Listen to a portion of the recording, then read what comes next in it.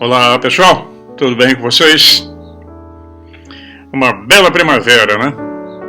Pelo menos aqui, nublada, cinza e fria pra caramba. Mas é Holanda.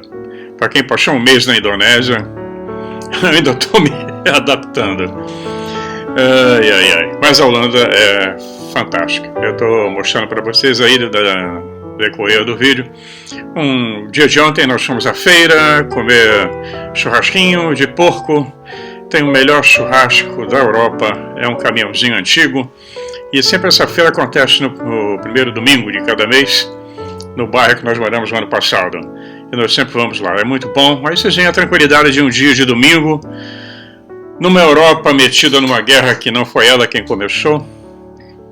Hoje eu recebi, já agora meio-dia, um alerta do governo. Estou mostrando para vocês aí como é que vem. Vem em holandês, um alerta de emergência. Depois tem embaixo, em inglês, dizendo não se apavore, é apenas um teste. Mas é assim que as coisas funcionam. É assim que nós estamos vivendo.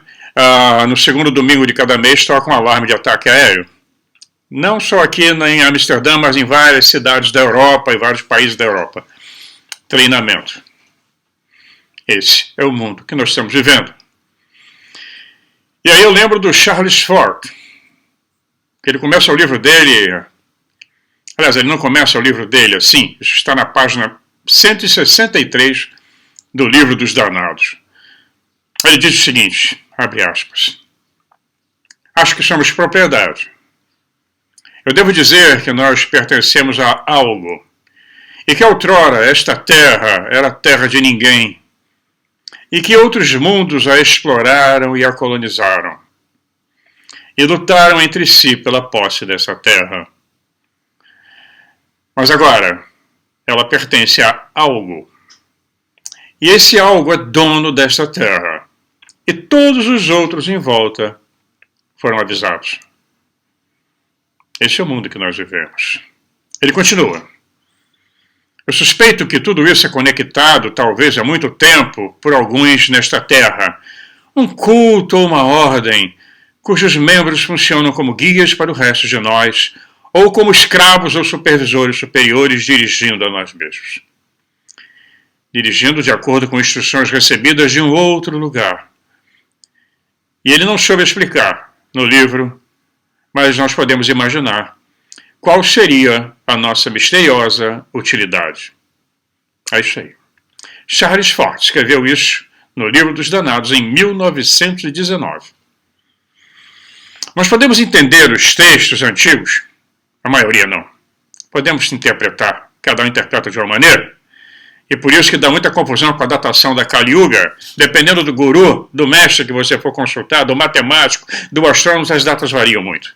Tem uma infinidade de variações sobre a data da Kali Yuga, mas quando fiz no vídeo que eu falei sobre a Kali Yuga, algumas pessoas criticaram, num bom sentido, de que eles entendiam que era uma outra data. Não, não pode. 463 mil anos de Kali Yuga, nenhuma humanidade aguenta, nem o planeta. É um castigo muito severo.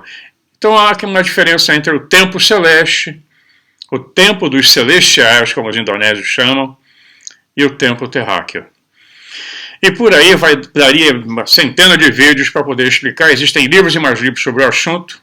Eu vou botar a capa de um deles no final, que é um grande estudioso indiano, que fez um cálculo para descobrir quando terminou a guerra de Kuruskreta, no Mahabharata, para poder dali determinar quando Shiva sai do nosso planeta e vai embora, prometendo voltar um dia, como todos eles. Ali começaria a datação da Kali Yuga. A coisa é complicada, envolve muita matemática, muita astronomia, complexo demais. Calcular os eclipses, calcular a precessão dos equinócios, tudo mais. Não é simples. Portanto, como eu sempre repito aqui no canal, nessa área que nós estamos aqui, da ufologia, dos astronautas do passado, todo mundo tem razão e ninguém tem razão. Então não adianta brigar, nem ficar chateado.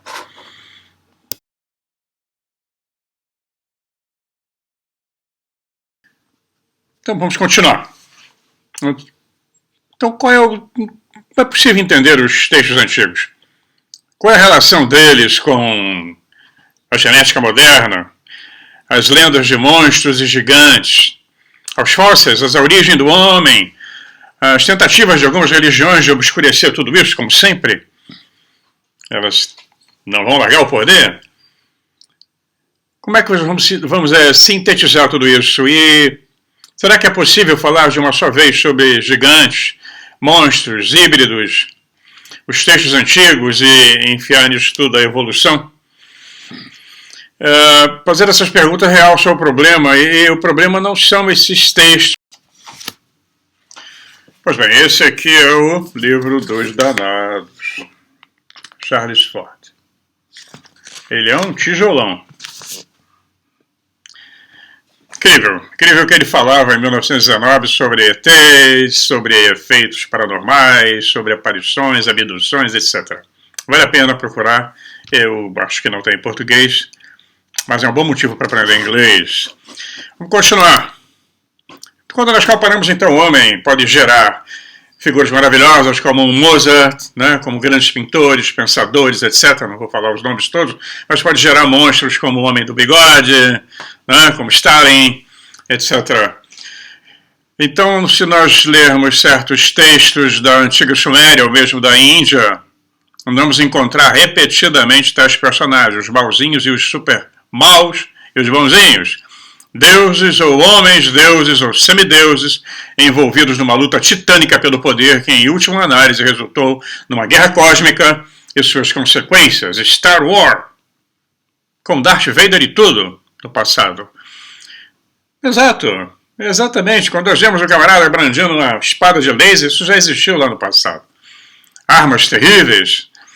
No entanto, se nós olharmos essas histórias antigas, os monstros gigantes e as manipulações permaneceram após o fim dessas guerras, espalhando-se juntamente com alguma tecnologia que sobrou, né, pela qual foi travada. Então, mas fazendo sem consistência, já não há mais uma evolução, há uma decadência. A tecnologia que foi deixada por aqui justamente com alguns operadores, ela durou durante algum tempo, talvez durante alguns séculos, depois acabou. Aquilo foi se perdendo, o conhecimento, o sistema de energia terminou, os operadores morreram, ou não ensinaram, ou algumas sociedades secretas guardaram algum segredo com elas. E aí, como nós vemos sempre, o Egito que nós conhecemos já na 18ª dinastia já era um Egito em decadência. Eles só estavam vivendo daquela sobra, ocupando os prédios que ficaram. Nós vamos ver isso em Angkor Wat, no Camboja, aquela cidade gigantesca que você não consegue imaginar como fizeram aquilo com um cinzel de bronze, com sistema de irrigação, com lagos incríveis. Na Indonésia, Borobudur, que quem já foi lá, eu tive o privilégio de botar o pé em Borobudur, é uma coisa impressionante. Mas a sociedade em volta não se compatibiliza com a tecnologia que foram usadas na construção desses templos. Deveriam existir restos de cidades gigantescas? Não. Em Prambanan, na Índia também. Olha como é a Índia hoje, apesar de ser uma potência atômica e ter enviado nave para a Lua, mas não acompanhou a civilização, a sociedade é pobre, miserável. É sempre assim, nós estamos vivendo em cima de restos de uma antiga civilização. Os maias ocupavam aqueles prédios, os maias tardios, que os maias mesmo nós não sabemos nada praticamente deles. E a Santa Igreja Católica detonou tudo que pôde, queimou e destruiu todos os documentos que pôde. E isso é histórico, eu não estou inventando. Não é? Os espanhóis arrasaram com aquelas civilizações, a maia tardia, a asteca e a inca.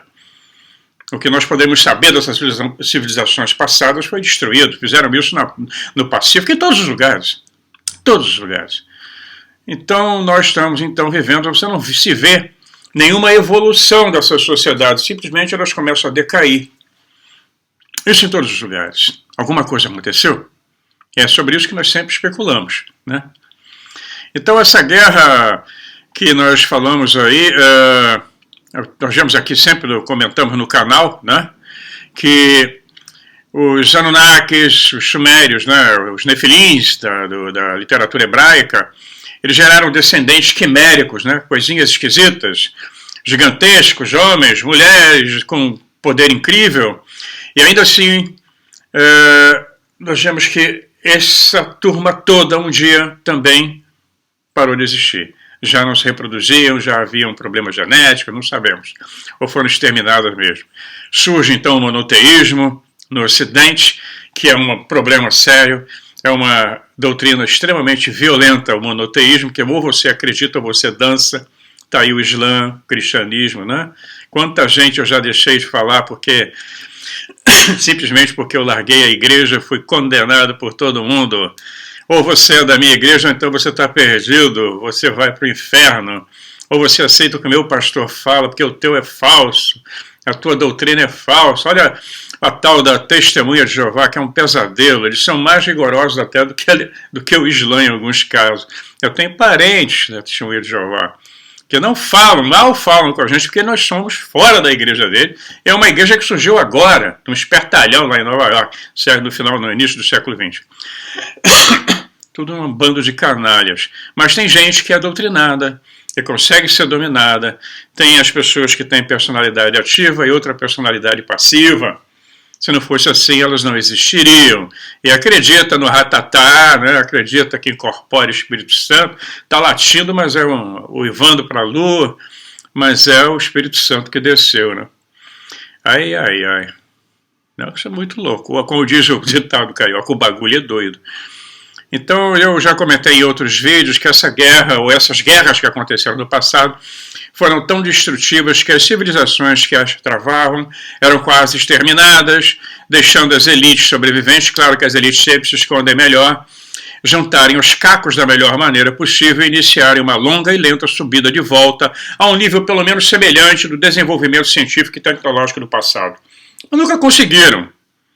Pega sempre os restos. Por isso que nossa história trava, para, não sabemos nada do que tinha antes. Só fragmentos. Você olha Baalbek, como é que se faz aqui? Não tem guindaste no mundo para suspender uma pedra daquela. Tem sarcófago aqui no Museu de Arqueologia em Amsterdã, em Leiden. Só a tampa tem 20 toneladas. É de um basalto, que é esse basalto que eu tenho aqui. Isso é mais duro. Isso aqui caiu umzinho. Isso é duro, você só corta isso com diamante. É tão brilhante que você penteia o cabelo. Quem tem? Eu não tenho. Mas é impressionante. Aí o cara vem dizer que aquilo foi feito com cincel de bronze. Tá legal. Tá querendo me chamar de otário. Eu, carioca velho. Não vai. Não vai, não. Fazer essas perguntas realça o problema.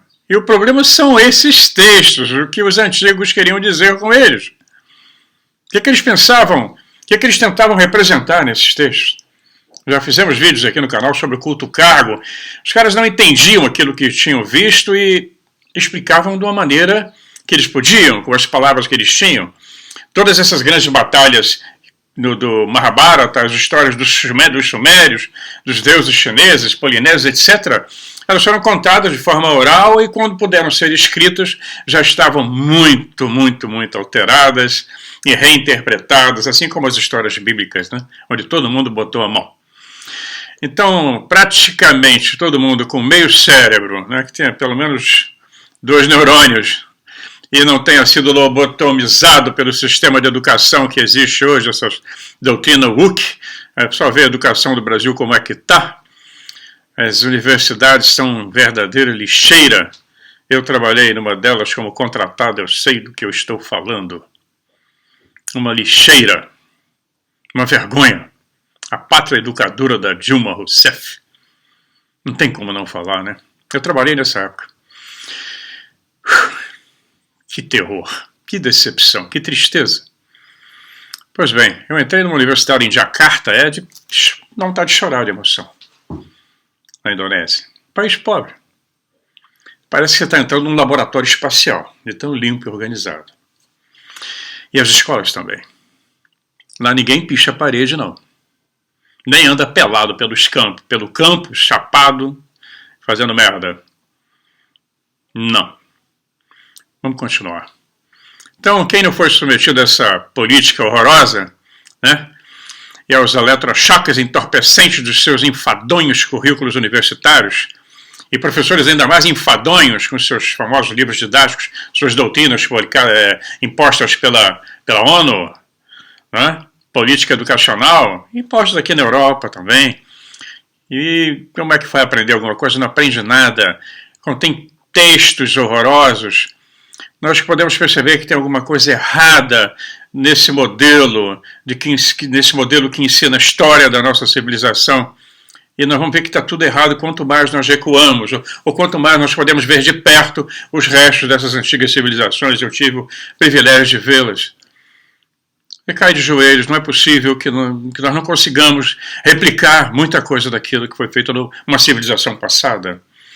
Somente um acadêmico universitário tradicional pode acreditar que a humanidade existiu por cerca de 150 mil anos, se nós formos acreditar nos geneticistas, e não fez nada além de caçar e coletar. Então, de repente, como num milagre, sem nenhuma razão explicável, ela decidiu inventar civilizações como a Suméria, chinesa, indonésia, indiana, maia, né?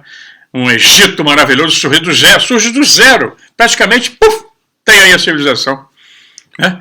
Os sumérios fazendo aqueles zigurates enormes, construções super sofisticadas na Índia, cidades megalíticas, inventaram calendários, agricultura, roda, escrita, matemática, música, astronomia, sistema bancário, em alguns casos até eletricidade. Temos a bateria de Bagdá, que também era usada no Egito. O Egito eles tinham técnicas de galvanoplastia, que precisa de eletricidade. Cromagem, cromavam os objetos. E outros artefatos que os arqueólogos nem comentam mais, porque não tem o que explicar. Então, é a história que eu escutei há muito tempo, sobre a história da tartaruga na árvore, né? Se você vê uma tartaruga na árvore, passa direto, passa batido, porque tartaruga não sobe em árvore. É melhor não mexer. É no canal do Geoforce, acho que eu vi isso. Eu não gosto de tudo que ele fala, é evidente, mas eu assisto, como eu já falei aqui, eu assisto vários canais de várias tendências para poder tirar as minhas conclusões. Não fico olhando só uma doutrina, eu fico olhando tudo que eu posso. Isso é bom, né? Então, consequentemente, nós temos no fundo que escolher entre contos de fadas, mitologias, dogmas ou a história oficial. Eu acredito mais nos contos de fada, na mitologia, fazem mais sentido para a minha cabeça. Então, os professores de biologia, né, fazem um alarido incrível. Os canais como National Geographic, né, mostra a história da antropologia, né? Eles fazem como um milagre, agitam suas varinhas de condão em vídeos super animados, mostrando que de uma sopa, de um cocô, de uma sopa primordial, de uma lama, que vai evoluindo, vai gradualmente para uma vida orgânica complexa, para fazer um peixe, para criar um peixe, cujas nadadeiras gradualmente vão se transformando em membros à medida que rastejam para fora dessa sopa, rastejam para a areia, viram répteis, depois os répteis viram hominídeos, Acreditar nisso? E não acredita em ET, né? Tudo isso gerado por computador. Então essa é uma verdadeira cornucópia, mostrando o progresso evolutivo ao longo de bilhões de anos. Isso é muito bom para Carl Sagan, né? Então, isso nós podemos começar a levar a sério que aquelas sociedades antigas que de repente surgiram do nada, quase ex nihilo, disseram o que aconteceu. Ex nihilo, para quem não sabe, é uma frase latina. Significa do nada, surge do nada, que pode se referir a creatio ex nihilo, a crença de que a matéria não é eterna, mas teve que ser criada divinamente. Criacionismo. Ou Deus, como vocês queiram. Fonte primordial. Não encham o saco com doutrinas. Chame do que quiser. Deus. E aí o quadro é igualmente desconcertante, pois nós somos quase imediatamente confrontados com histórias de selvagens gigantes, monstros, homens, mulheres híbridas e até, se nós lermos os textos de uma certa maneira, a manipulação genética e extraterrestre em um elenco de personagens que abrange todo o espectro humano. Os homens podem sair dessa criação como nobres, com uma disposição ou como nobres, como pessoas maravilhosas, ou então com comportamento genocida que faria um Stalin ou um Hitler aparecerem modelos de virtude, moderação e compaixão. Falei no vídeo passado sobre Gengis Khan, pessoas cruéis que existiram. Então o homem, ele está é um fio muito tênue em que ele pode ser um deus ou uma besta. Não uma besta quadrada, ele pode ser um anjo ou um demônio. O limite é muito tênue. A natureza humana é complexa e nós somos feitos à imagem e semelhança deles.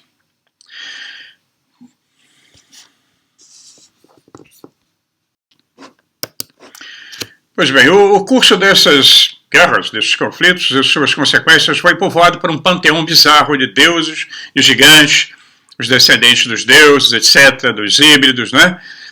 Mas os sobreviventes, né? Eles simplesmente se transformaram em elites, viraram sacerdotes, os donos do poder, os donos do conhecimento, de algum conhecimento. Então, sempre eu foco aqui no canal que essas elites, né, com suas agendas no rescaldo daquelas guerras e conflitos que aconteceram pelo nosso planeta, ou eles sobreviverem em bolsões espalhados pela superfície da Terra, como possivelmente em bolsões fora do planeta, em outros corpos celestes, onde quer que eles estivessem, eles mantinham o controle. E todas essas elites, esse grupo, essa turma, que eram várias, com várias agendas, né, eles tinham certas agendas, algumas das quais tiveram que ser postas em prática, e muito rápido, para garantir a sua sobrevivência e da humanidade, em algumas das quais eram algumas dessas agendas a longo prazo, outras a curto prazo. Como eu falei no início do Charles Forte, alguém está tomando conta da lojinha. E aí nós vamos entrar nos arcontes. Por isso que explica por que ninguém voltou. Nenhum desses deles voltou agora. Aí quando nós ouvimos relatos de abduções e de contatados, é sempre o mesmo padrão. O mesmo padrão. Nós estamos tomando conta de vocês, nós estamos olhando o que vocês estão fazendo, uma hora a Terra vai evoluir, mas nada acontece. Eu não duvido dos relatos. Os relatos são sinceros, a maioria deles. A pessoa que está contando aquilo que realmente ela passou. E aí eu lembro do livro do Jacques Vallée, Mensageiros do Engano, onde ele mostra que essa turma que está no controle se faz parecer como habitantes de Marte, habitantes de Vênus, habitantes de Aldebaran, lá de qualquer canto. A maioria deles são altos, loiros, de olhos azuis. E nós vamos ver relatos pelo outro lado que não são loiros de olhos azuis, são os greys nojentos, com a cara asquerosa, olhos grandes, alguns com orelhas pontudas. E aí nós temos que voltar para o Jacques Vallée para entender os relatos que ele coletou desde a Idade Média e desde a Antiguidade, como tem em vários lugares. Eu cito muito a Indonésia, porque onde eu fiquei agora e fui estudar isso, onde tem aparecido os seres que vêm das estrelas com orelhas pontudas. As meninas usam chapéu imitando a orelha pontuda, as dançarinas do Legon, daquela dança maravilhosa, é mágica, você fica hipnotizado, porque parece que elas são robôs dançando, é uma coisa muito mecânica, e é fascinante. Eu vou colocar um pedacinho, não boto um vídeo inteiro, mas eu gravei algumas coisas, porque vai ocupar muito tempo. Vou colocar um pedacinho no final desse vídeo, a dança Legon. Então, ela sempre tem as orelhinhas pontudas, igual o Spock. Nós temos uma infinidade de raças, uma infinidade de agendas, mas alguém está no controle do planeta, ele não está deixando que haja essa interferência. Então isso seria... nós temos papo aí para mais de metro com essa casuística, né, como chama, da interferência, porque que há. Eu não creio em bruxas, mas elas existem. Há uma interferência muito violenta e nós estamos vendo agora, refletido nas políticas externas aqui no nosso planeta, essas agendas. É a briga de elites da Rússia, da China contra americanos e Europa. Vamos ver quem ganha. Eu espero que o próximo aviso seja igual o que aconteceu hoje, seja apenas um treinamento. A coisa está esquisita. Muito obrigado a todos vocês, até a próxima semana, fiquem na paz. E aí no final do vídeo eu estou mostrando um pouquinho da dança Legong lá na ilha de Bali, na Indonésia. É fantástico, é hipnotizante. Um grande abraço a todos vocês, meu e da Magdalena. Até lá!